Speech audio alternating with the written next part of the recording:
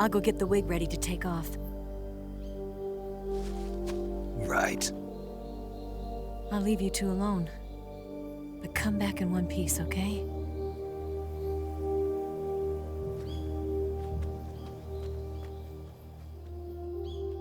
Promise me!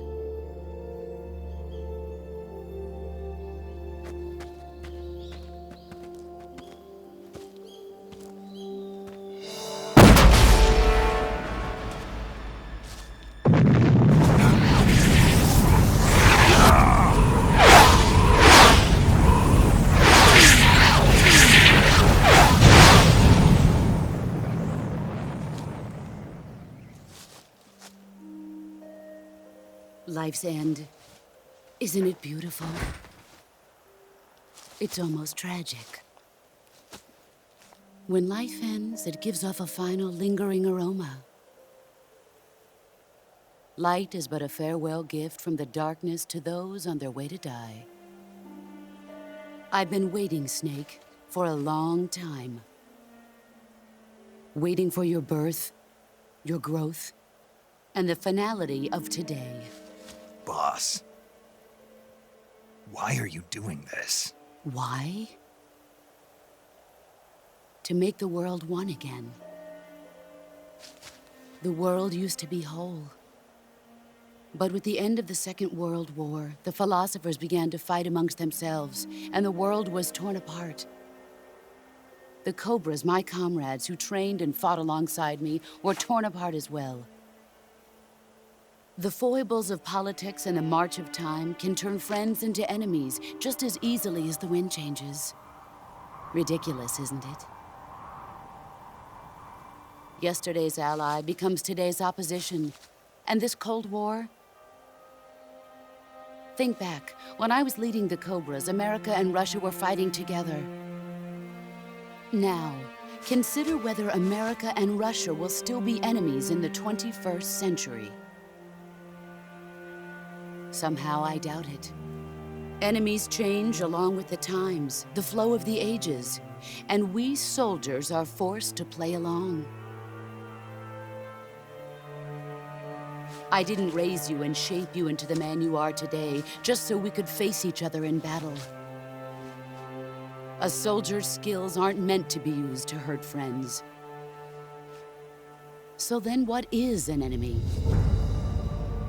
Is there such a thing as an absolute timeless enemy? There is no such thing, and never has been. And the reason is that our enemies are human beings like us. They can only be our enemies in relative terms. The world must be made whole again. The philosophers must be reunited. I will devote my skills to that purpose. And with the Colonel's money, I will achieve that end. Just as I once created the Cobras. They are my family. I may no longer be able to bear children, but I still have a family. It was November 1st, 1951. I was in the Nevada desert participating in atomic testing.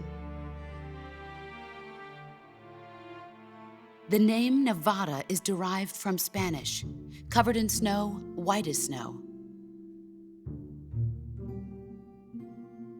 And snow is exactly what I saw in that Nevada desert. It froze my blood white. Snake, you were an atomic test subject, weren't you? On Bikini Atoll. That's part of the reason I was drawn to you. You and I are alike. We're both slowly being eaten away by the karma of others. We'll never have the chance to die peacefully of old age. We have no tomorrow. But we can still have hope for the future. In 1960, I saw a vision of the ideal future from space. 3 years earlier, the Soviet Union had succeeded in launching Sputnik, the first man-made satellite in history, into orbit. This came as a huge shock to the United States. In response, America threw everything it had into its own manned spaceflight project, the Mercury program.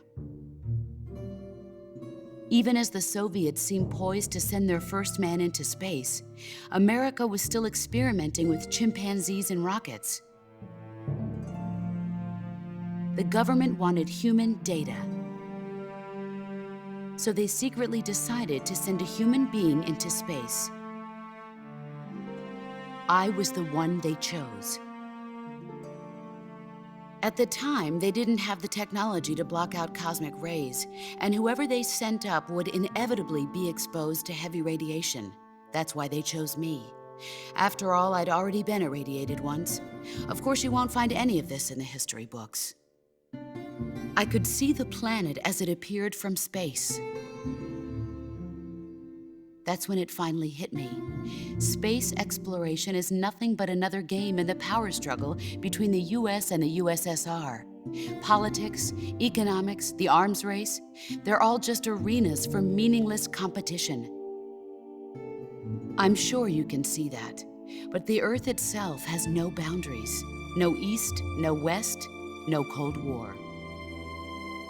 And the irony of it is, the United States and the Soviet Union are spending billions on their space programs and the missile race, only to arrive at the same conclusion. In the 21st century, everyone will be able to see that we are all just inhabitants of a little celestial body called Earth. A world without communism or capitalism, that is the world I wanted to see. But reality continued to betray me. In 1961, I was sent to Cuba, to Bahia de Cochinos. It was part of a CIA-sponsored invasion under the guise of taking Cuban exiles back to their country. But the US government betrayed them. Our weak-kneed president held back their air support. Defenseless, the exiles were annihilated by the Cuban army. All I could do was watch in silence. I was set up by the very country I'd sacrificed so much for, by the very government I dedicated my life to defending. I was driven from the surface world, and I went underground. Then, 2 years ago, I faced the Sorrow, my old comrade in battle. He was my friend. But one of us had to die. I was left with no choice. The Sorrow gave his life for me. There is no enmity between us. One must live, and one must die. That was the mission. The ones who gave me that mission were the philosophers. Early in the 20th century, the true holders of power in the United States, the Republic of China, and the newly formed Soviet Union gathered together in a secret meeting that would later be known as the Wiseman's Committee. The secret pact they formed there marked the beginning of the philosophers. But the last of the original members died in the 1930s. After that, the organization began to run out of control, and the Wiseman's Committee degenerated into a mere shell of its former self. The philosophers of today have no sense of good or evil. Their influence extends to countries and organizations involved in every aspect of every war. They have become war itself. That's how they operate. The sacrifices of war cause a shift in the times. This shift leads to renewed conflict, and in turn triggers the next war. Like a nuclear chain reaction, each conflict sparks countless others, forming an endless spiral that will continue on for eternity. Do you understand what I'm saying, Snake? By consuming me and you, the philosophers intend to keep that cycle going forever. It was my father who explained all of this to me. He was one of them. You see, I am the last remaining child of the philosophers. But after he revealed the truth, my father was killed by that same shapeless, formless organization. And my father isn't the only thing the philosophers have taken from me. In June of 1944, the Cobras and I took part in the landing at Normandy. We'd been given a top-secret mission to locate and destroy enemy V-2 rocket installations. I was pregnant at the time. The sorrow was the father. I gave birth on the field of battle. A beautiful baby boy. But my child was snatched away from me by the philosophers.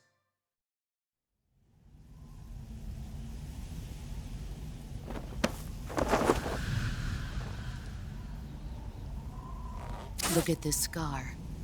This is proof that I was once a mother. I gave up my body and my child for my country. There is nothing left inside me now. Nothing at all. No hatred, not even regret. And yet sometimes at night, I can still feel the pain creeping up inside me, slithering through my body like a snake.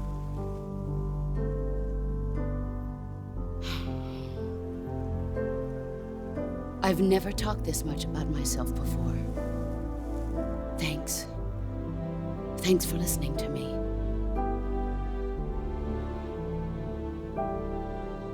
I feel content. Snake, commence the operation. I raised you. I loved you. I've given you weapons, taught you techniques, endowed you with knowledge. There is nothing more for me to give you. All that's left for you to take is my life, by your own hand. One must die, and one must live. No victory, no defeat. The survivor will carry on the fight. It is our destiny. The one who survives will inherit the title of boss. And the one who inherits the title of boss will face an existence of endless battle. I'll give you 10 minutes. In 10 minutes, MiGs will come and bomb the hell out of this place. If you can beat me in less than 10 minutes, you'll be able to escape in time. Let's make this the greatest 10 minutes of our lives, Jack. Boss. You're a soldier. Finish your mission. Prove your loyalty. Face me.